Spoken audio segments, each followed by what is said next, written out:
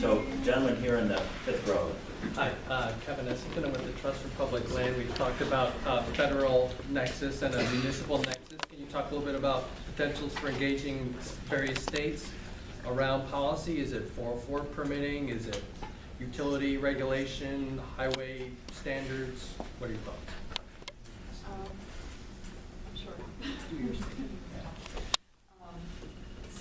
Well, we talk about some of the things that we just don't have at the state level by statute, or at the federal level that would create some financial incentives on specifically PACE, which is a simple thing to pass at the state level. It doesn't cost the state anything to do. It would be great to have that. And at the federal level, perhaps more advantageous financing programs, perhaps an area of tax exemption for resiliency driven either infrastructure or private building improvements. Those are the things that I can think of. Other than that, it's still cash being spent on improvements, and you can tweak the financing all you want, but you're only nibbling away at the overall cost, which is out of the principal expenditure. Jamie, anything you want to add to that? I just sort of mention one thing, which is, I mean, states are really crucial to this. I mean, states, finance and develop a lot of the regional and statewide infrastructure, which is so important to all this. And then they're also the regulators of environmental quality, and they're the regulators of a lot of the interventions we've been discussing. And there is one interesting thing I hope people are following happening, which is called the National Disaster Resilience Competition. Which is where the federal government has taken $1 billion of remaining Sandy recovery money and created a national competition of all the 48 states who had a federally declared disaster between 2011 and 2014, and is having this competition, and the applications are in, they're getting down to phase 2 in a few weeks, and then there'll be projects developed over the summer and the fall. And there's a real incentive for states to figure out ways to build their infrastructure in more resilient ways. Yeah. And it's a great opportunity for innovation. Yeah, and we're in a land where we get rebates and lead points for Energy Star appliances, and we get no credit for building infrastructure that we have to pull out of the ground, electrical vaults and gas meters, and those have real costs associated with them. So, that's an So maybe opportunity. utilities ought to be giving rebates for those the way they do for demand reduction? I didn't say. So, Brian. Now, at the same time, as I think as Wendi recognized, going forward, 2050 and beyond, we have to think larger scale infrastructure. And yet we're bound by the fact that we're not identifying funding streams to be able to afford to do that. Do we need to start thinking about more creative approaches to build that nest egg of funding streams for larger scale regional infrastructure solutions, either through a bid approach or through, I mean, the reason we're building on the waterfront, I appreciate it, sort of the environmental conversation, is that there's still extreme interest and value in being on the waterfront. And real estate taxes will recognize that, and the value of buildings will recognize that. But are we taking advantage of the opportunity to extract some of that value over a period of time, so we don't have these one hits, these huge financial costs after a storm to then rebuild, and instead have a reserve built up, which is a very traditional way of maintaining a building, but not a very traditional way of maintaining a neighborhood or a district. And are we not thinking, it seems like our thinking is still too short term, even though we're finally recognizing we have a long-term problem. So thinking of a $14 billion congressional appropriation, there really aren't dedicated funding sources for this. So to some degree, we're improvising, and we're putting the burden, in some cases, on individual property owners in a way that creates all kinds of problems, not just the problems of developers, but the woman in the second row brings up a very good point that, development feasibility sometimes intersects with lots of other social values we have. It's the world we're in when you're not thinking about long-term ways of funding greater resilience. I guess that's maybe more of a comment than a question, but any panelists who want to react to that? A special tax assessment that goes into a long-term fund that, rather than funding some specific improvement today, accrues over 10 years, 15 years, 20 years, and is available for kind of regional infrastructure. Has anyone thought about doing that? Well, I'm happy to talk offline about, they don't happen to be in Boston, but there's a public finance law firm that actually does think that some of this stuff is tax exempt, so that's one thing. If it's infrastructure, Yeah, absolutely. right. If it's an improvement to a specific building, perhaps not. Yeah, so. So it could be the subject of tax exempt bond financing, If it's public yeah. infrastructure, Yeah. yeah, but that's, Right? That's correct. That's And- still a kind of a tomorrow issue though, right? And I think what Brian's raising is, should we be thinking more long-term about this? This is a 50-year or a 100-year problem. Long-term and increasing trends, you know, trends, the more we learn, the worse it looks. It's not just that the trend is moving in one linear direction, it's a curve. Right, And I right. guess, Matt, it gets back to your initial question, which is how much do you socialize the cost of waterfront development, of storm surge in a place like this? Then do you start to extract that value? Because you also want to socialize the cost over the generations of ownership, right? Not just socialize the cost in terms of how far away from the coast are we asking people to pay for protective infrastructure locally. Yeah, and maybe I'll just throw in one other thing, which is you know, sort of greater and more powerful minds than I will, you know, figure out how to issue low-cost debt for, you know, to pay for public infrastructure. I mean, it's just like, you know, we should be doing it all across the country and everybody knows it except for this strange group of people in Washington. But this is not the only infrastructure we're not funding. Yeah, I mean, Yeah. so leaving that aside for a minute, I mean, I think the thing to do long-term is plan, because while, you know, we can issue debt on special assessments and all that stuff, it's a drop in the bucket compared to the money that the private sector and the public sector spend on building things and either enhancing or rebuilding infrastructure over long periods of time.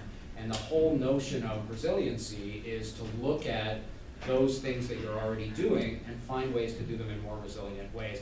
And that's why, and I do want to say, you know, I'm sort of, I don't want to sort of seem to be not thinking about the environment. It's just that this is a panel about financing, and one of the things that happens is that real estate development occurs, and there's an opportunity to leverage that along with other forms of public investment to get somewhere. And if we have plans, then we can make sure that within those plans, there are resiliency investments that get made. If we don't have plans, then everybody just goes and does things and we miss opportunities. And there are public infrastructure requirements that go along with building on the waterfront, the creating of the harbor walk, for instance, and maybe there's a way for a certain level of commitment relative to resilience that a developer is willing to make that could be then matched by, you know, some funding source for different levels of commitment. So Yeah. create something of an incentive Yeah, to go the for other the way. leverage there, yeah. Yes. Hi, great discussion, thank you very much. I'm Deborah Butler from Boston, and most of the discussion has been sort of framed by the repair and rebuild scenarios. I'm from the Gulf Coast and sat through New Orleans and knew that we had inundation and flooding and major catastrophic damage 120 miles east. So it's not just the city of New Orleans, it's a much bigger scale problem. And so I'm wondering if, when you talk about financing, that you're looking at perhaps a planned retreat and a buyout scenario in vulnerable areas, and if there's a way to finance that so that you mitigate in the long term a situation where you're going to have permanent inundation and you may not have the opportunity to rebuild. So how do you conceptualize that and work towards that with financing? Right. How do we? What about, yeah, there are two ways to retreat. One is backing away and one is going up. No. And we have been talking about that significantly, including allowing for storage and other, storage of water that does get into some places and managing where it goes and what impacts it can have. The challenge, and I'll say this so that the former city guy and the state gal and the developer don't have to say it, I'm just from the planning and design realm, right? Everybody's, not only public economics have to work. You can't just like cross out real estate value that is there to pay for all the infrastructure that's already been built and for which ongoing bond payments will be due until the cows come home.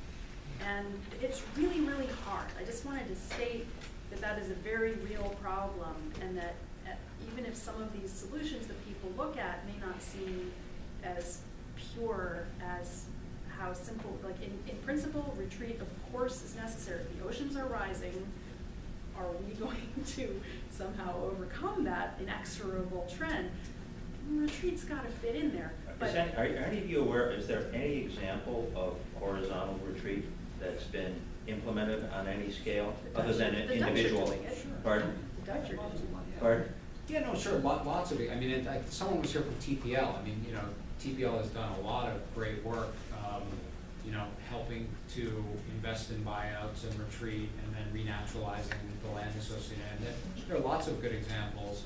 I guess the sort of the point Wendy's making is it's not a very effective tool in built-out cities. Right. Because, and we looked at it a lot in New York after Sandy, you have two problems. One is people don't want to leave, and they don't have to take a buyout. We can't force them. So if you try to do it, you end up with these sort of gap-tooth scenarios that lead to urban decay and real problems where you've got a lot that's been returned to nature next, dividing two other lots where houses are getting continually flooded, and it's just you end up with really terrible outcomes. And so you need to try to avoid it, except in those situations where the circumstance is so dire that the entire community understands that they have to go. And there is one of those neighborhoods on the east shore of Staten Island that has accepted buyouts from the state of New York, and they're going because they just shouldn't have been there in the first place. But it's a rarely effective solution. The other point, Wendi made this point.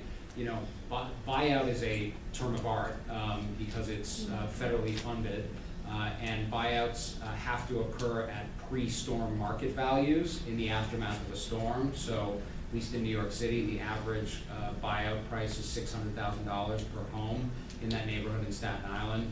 If you did it in certain other neighborhoods in Brooklyn or Queens, it's could be double that. Plus, you have relocation assistance, and just if you put all that money together, you can build people a pretty nice, hard or soft coastal defense. And so it may not be rational in a lot of those circumstances in cities. Great. One last question. No? Oh, there we go. Too elementary, or is it something that we should be thinking about? Well, it's a marketing attribute that you can attach to a debt offering where the principal has been used for some sort of environmental / green mechanism. I think, and I couldn't tell you right off whether resiliency is built into what right now is an unofficial set of attributes that allow one to use the green bond label.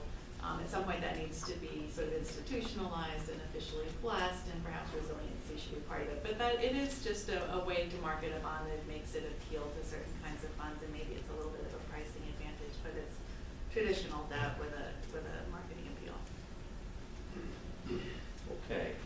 So I want to thank our co-sponsors for really suggesting this in the first place, the whole competition, and especially this panel. The Boston Redevelopment Authority, the Boston Harbor Association, and the Boston Society of Architects, and also particularly thank our panelists for a great discussion. Thank you.